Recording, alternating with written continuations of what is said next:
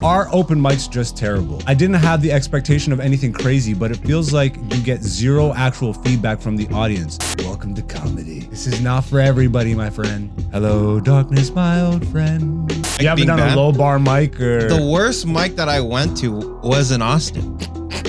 It's gonna be harder at the beginning to go out without a list. There's a lot of people that's a crutch in the beginning. It was my crutch. I'm not even gonna lie. You're not going up anymore without lists? There are mics. The bigger the scene is, the worse the mics are. Find some good ones or start your own. This happens a lot. Yeah, start your own mic. That's what I'm saying. I love Patrice for that sentiment. He's like, if I'm bombing, we're all bombing. All these other guys are trying. It's like, when you're trying, you're not doing. There's only do or do not. There's no try. A segment that we do here week to week, ladies and gentlemen, called Indies Comedy Skreets. Dante and myself, week to week, check out what's going on in the world of comedy online. We find some of the funny, interesting, positive, negative, whatever things that are being said or being done or being experienced in the world of comedy, and we give our 2 cents on it. We are going back to, once again, r/stand-up on Reddit. And we will start here with, this post was posted by Cusips, Cusipcins.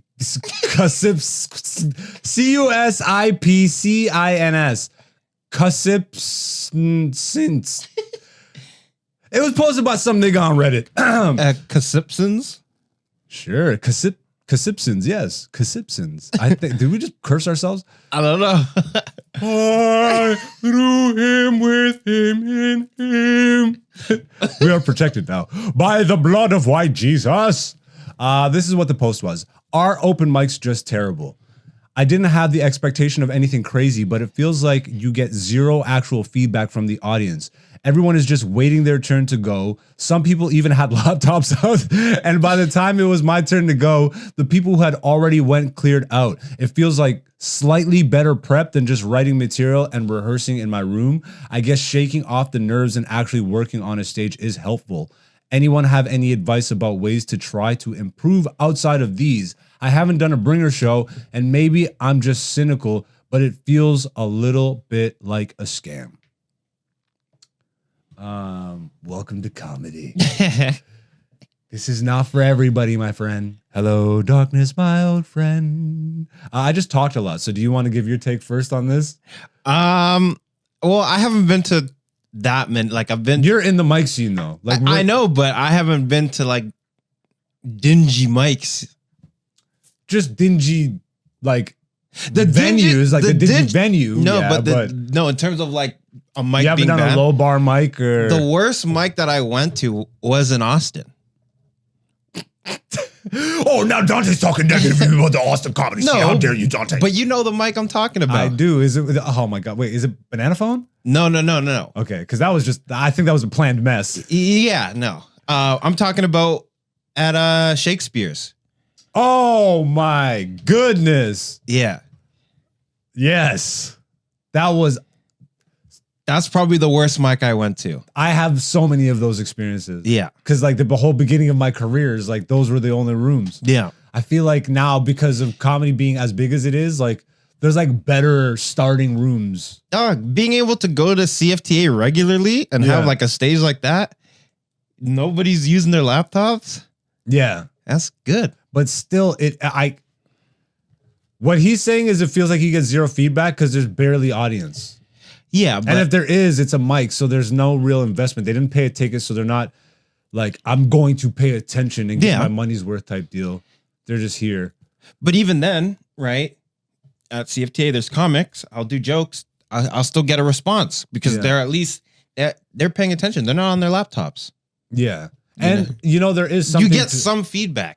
Yes. And there absolutely is something to what he said of just, you have to just be on stage. Yeah. And I think you actually gain more strength when you're on stage in an awkward environment like that. Mm-hmm.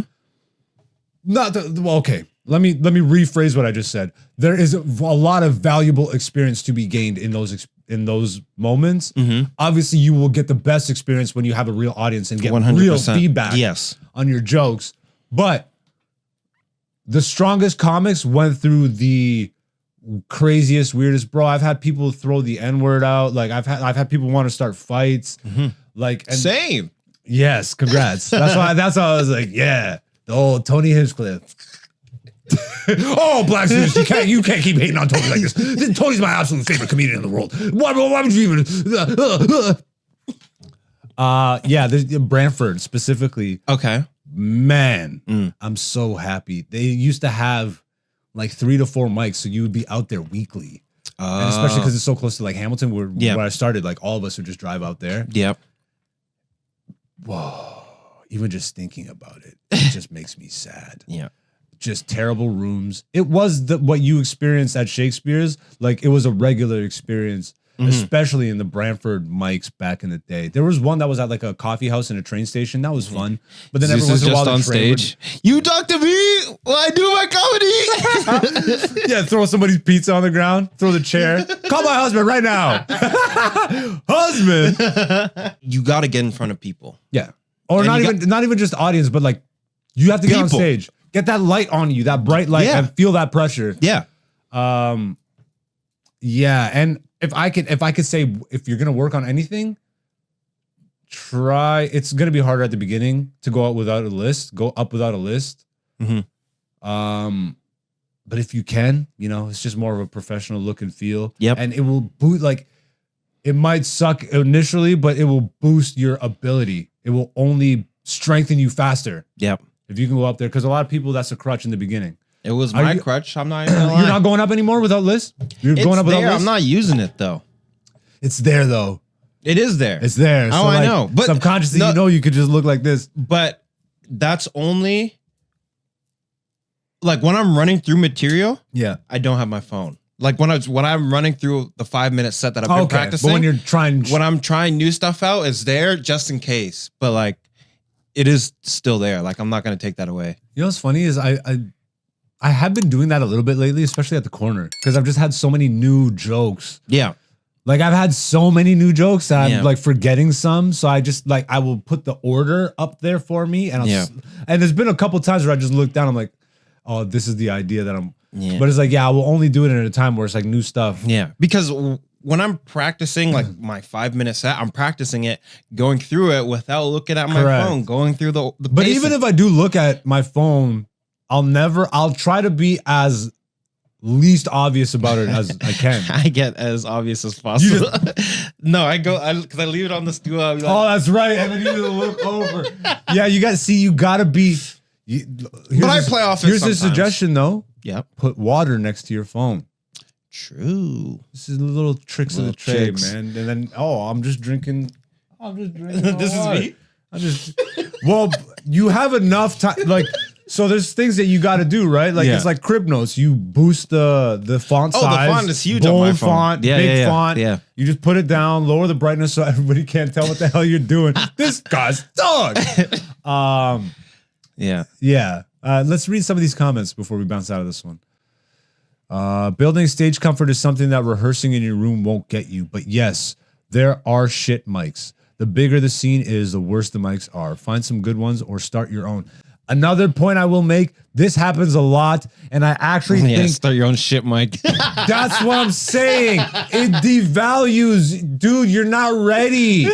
So many new comics, because they're not getting enough stage time, be like, okay, well, F it. I'm going to go start a show. But you haven't built this. You don't even know how to tell jokes yet, let alone host. And now you're going to go host and just create another shitty mic ecosystem.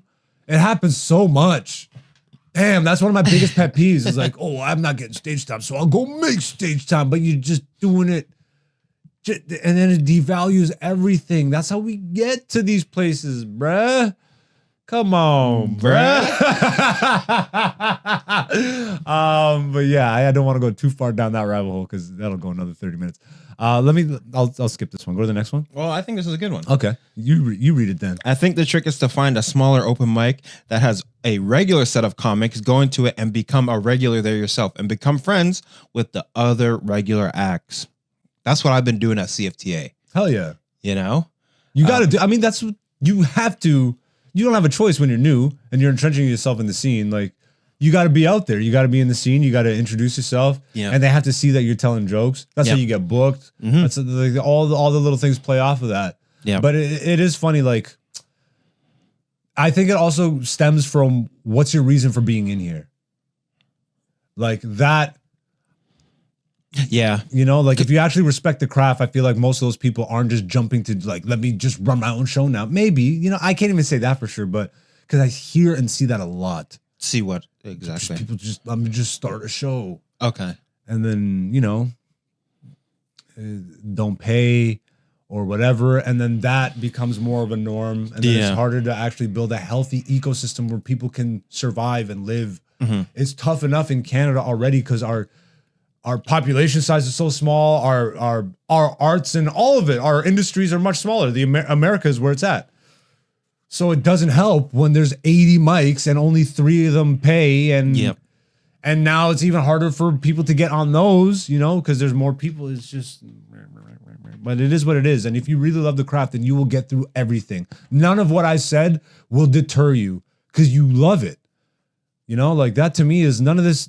I'm grateful that I went through it. I don't necessarily want to throw myself back into a mic scene like that, but I show up to CFTA. I'm even like, I want to go to Wednesday. Like it will happen probably in the next 2 weeks. I'm going to go to a jam show on Wednesday. Yeah. I want to hit up Milton one day. Like I'm slowly bringing myself back out. That mic is, it looks fire. The Milton one. The Milton one. The one that Jam does, that's work. I know, but like again, it's about bringing myself there every once in a while. No, I don't want to for you, myself, but I'm saying like when I go, I'm like, got to get through this. Yeah, well, I will say, yeah, I feel like I have a little bit of a better time than some of the more experienced people. Okay, like I don't want to name names, but a guy with more experienced, you know, probably a couple more years in the game than me. Yeah. A few jokes it and goes away, and then he just fumbled it. All right, peace. Yeah, I don't know. At least I'm crazy enough to be like, nah, we're all sitting through this next 5 minutes. We're getting through it. Yeah. I love Patrice for that sentiment. Like he really like instilled that in me. He's like, if I'm bombing, we're all bombing. Yeah. You know what I mean? Like I'm taking everybody down with me. You're gonna feel the heat. Cause like there's no reason for me to sit up here working. You know, if I suck, I suck. Yeah. But and bro, it's so weird. What show was I at? Oh, the Rec Room. We talked about it last week. But it's just like the one comic that was really working and telling some good jokes. Yeah. There was no reason for the audience to just be as dead as they were. It didn't make sense. I was just up there and they were laughing. Mm-hmm. Dude, I got messages. Oh, someone commented on last week's episode. I was at the Rec Room. You had the only. I'm like, oh no, don't say that. I'm like, don't say that. My homies are reading this, but thank you. Yeah, I love this shit. And guess what? When you come across a comedian on a stage who really loves it, you are getting your money's worth guaranteed. Yep. Because they love it. It's not even a job at that point. All these other guys are trying. It's like when you're trying, you're not doing. There's only do or do not. There's no try. Nigga Yoda. Nigga Yoda is the name of this episode. It's definitely not, but you know. What about Nicka Yoda? You think we could get past the algorithm with that? Nicka? No. Nicka Yoda. Ninja Yoda. Ninja Yoda? My ninja. Anyways, that's going to wrap this episode up. You got any final words for the people? In terms of this or in general? In general. Did you have anything you wanted to wrap this up with or? And for this? Oh, you know what? Let me read this next comment. Okay. You scroll down just a little bit for me. I just saw this as oh, damn. I thought it was one. Oh, no, I gotta read the whole thing. That's 4 paragraphs. All right. Open mics are not about the audience or performance. They are practice for real performances with real audiences. It's a workout for your stage presence, your material, your mic handling, and everything you need for a real performance. Laughs are just icing on the cake. Most of the audience in the room will probably be other comics and maybe some producers, with a few civilians scattered in there too, if you're lucky. Think of going to an open mic as going to the gym to work out. You don't care what other people are doing, nor how they look at you. Maybe once in a while, someone will give you a tip or a suggestion, but you're doing your reps to improve yourself in a live situation. Being able to handle a room full of jaded comics will help you deal with almost anything you face in a real performance. Performing to the mirror at home will provide you almost nothing. Great answer. Yeah, so that was basically what I was about to say. Yeah, great answer from Chromatic Kid. And just a regular friggin' display name. Mm-hmm. Not this friggin' Cuck Central 88 or whatever. I don't know, whatever that was. Friggin', but yeah, well put, well said. That's exactly what these are. Workout rooms, gyms. Yep. For comics. The gyms. And get your reps in, boo boo. Yep. Hey, it's Hen Dog. Black Zeus the Podcast Season 6, featuring Black Zeus and Dante, aka Black Zeus on YouTube, Patreon, and Instagram.